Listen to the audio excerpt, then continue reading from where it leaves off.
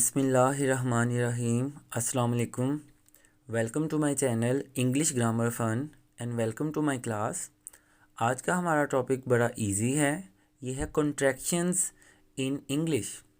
Contractions क्या होती हैं, इसका जानना हमारे लिए ज़रूरी है। डेफिनेशन को देखते हैं। A word made by shortening and combining of two words. हम देखेंगे कि हम एक वर्ड को शॉर्ट करेंगे और दो मुख्तलिफ वर्ड्स को मिला के कंबाइन करके एक नया वर्ड जनरेट करेंगे। ऐसे वर्ड्स को टेलीस्कोप्ड वर्ड्स भी कहा जाता है। इसमें हम अपोस्ट्रोफी यूज़ करते हैं, यानी कॉमा यूज़ करते हैं मिसिंग लेटर्स को शो करने के लिए। मैं रिपीट करता हूँ। A word made by shortening and combining of two words is called contractions in English. इसको टेलीस्कोप्ड वर्ड्स भी कहा जाता है। हम मिसिंग लेटर्स को रिप्रेजेंट करने के लिए, शो करने के लिए अपोस्ट्रोफी यानी कॉमा का इस्तेमाल करते हैं। इसे हम अपनी स्पीच में भी इस्तेमाल करते हैं और इनफॉर्मल राइटिंग में भी इस्तेमाल करते हैं। इनफॉर्मल से मुराद है गैर रस्मी, जो कि ऑफिसेज़ वगैरह में या किसी फॉर्मल जगह पे यूज़ नहीं होती। हम कॉन्ट्रैक्शंस को अवॉइड करते हैं फॉर्मल राइटिंग में या एकेडमिक पेपर्स में, या जब हमारी सीरियस टोन हो, यानी हम डे टू डे लाइफ में जब इनफॉर्मल गुफ्तगू कर रहे हों या इनफॉर्मल राइटिंग हो तो हम वहाँ कॉन्ट्रैक्शंस का इस्तेमाल करते हैं। लेकिन अगर फॉर्मल राइटिंग हो या एकेडमिक पेपर्स लिख रहे हों या हमारी टोन सीरियस हो तो वहाँ हम कॉन्ट्रैक्शंस का इस्तेमाल नहीं करते। तो आज के लेक्चर में हम जानेंगे कि कॉन्ट्रैक्शंस क्या होती हैं और कहाँ हम इनका इस्तेमाल कर सकते हैं और कहाँ हम इनका इस्तेमाल नहीं कर सकते। कॉन्ट्रैक्शंस का जानना हमारे लिए बहुत ज़रूरी है, क्योंकि हम डिफ्रेंशिएट करेंगे कि कैसी सेटिंग में आप इनका इस्तेमाल करेंगे और कहाँ इनसे अवॉइड करेंगे ताकि एम्बैरसमेंट से बचा जा सके।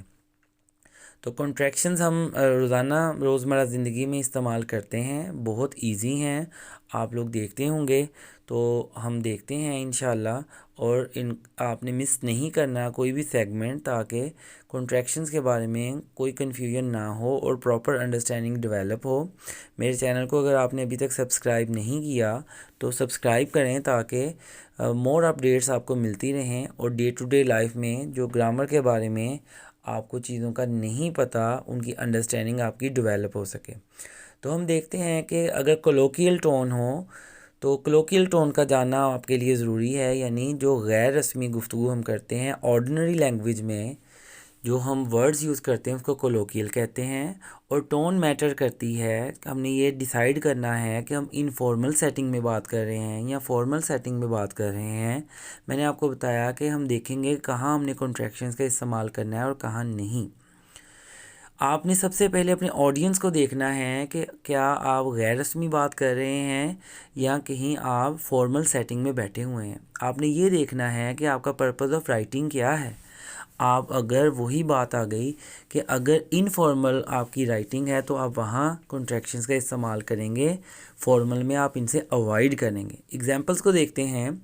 अगर डज़ और नॉट को हम कंबाइन करके लिखें तो इसको हम डजंट पढ़ेंगे और ओ यहाँ मिसिंग है, वहाँ अपोस्ट्रोफी यानी कॉमा आया।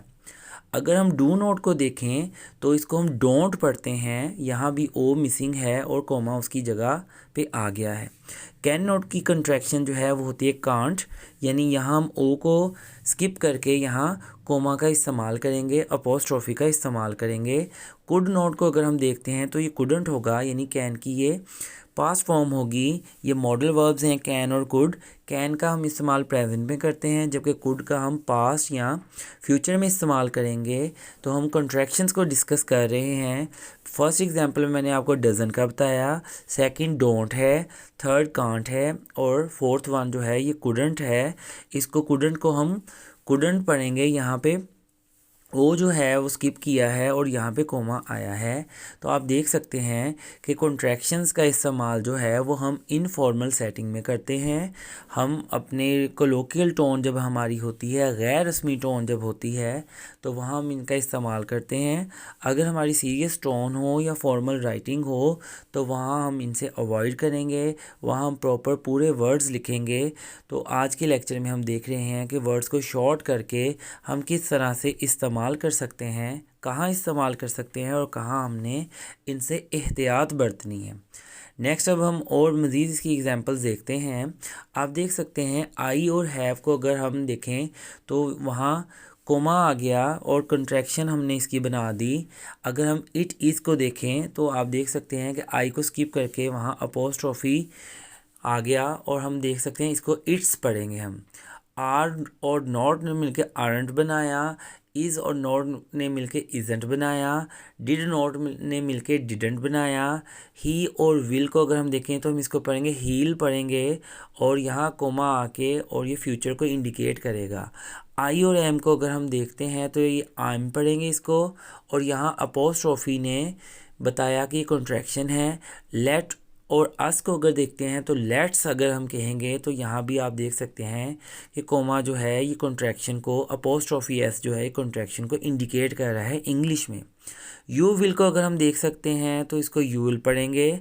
यहाँ भी आप कॉन्ट्रैक्शन देख सकते हैं, अपोस्ट्रोफी ने यहाँ पे इसको कॉन्ट्रैक्शन में तब्दील कर दिया। शी विल को आप देख सकते हैं शील, ये यूल, शील, हील, ये तमाम जो हैं फ्यूचर को इंडिकेट कर रहे हैं। वाज के साथ अगर नॉट हो तो इसको वाजंट पढ़ेंगे। यहाँ पे ओ को स्किप करके हमने यहाँ अपोस्ट्रोफी यानी कोमा लगाया तो ये वाजंट बन गया। और अगर हम देखते हैं वर और नोट को, ये वरंट बन गया। यहाँ पे भी हमने नोट का ओ स्किप किया और यहाँ अपोस्ट्रोफी ने उसकी जगह ले ली। तो हम देख सकते हैं कि जितनी एग्जांपल्स हैं ये सुपर इजी हैं। आज का हमारा टॉपिक भी इंतहाई इजी और इंटरेस्टिंग है।